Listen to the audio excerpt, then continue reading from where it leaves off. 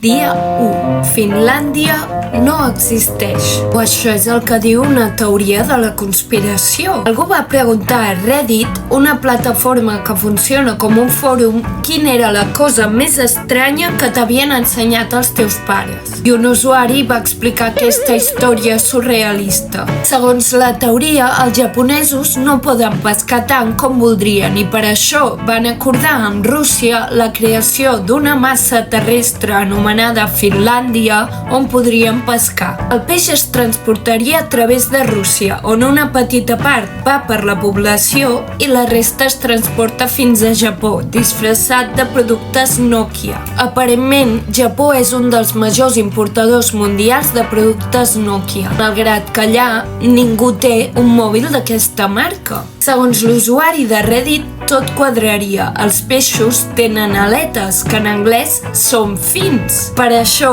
van anomenar el seu país imaginari Finlàndia, Finland en anglès. Així doncs, sembla que si vas de viatge no trobaràs cap país, només mar. No sé si de manera irònica o no, però alguns promotors de la teoria ho justifiquen dient «Oi que no has conegut mai a ningú de Finlàndia? Necessito testimonis».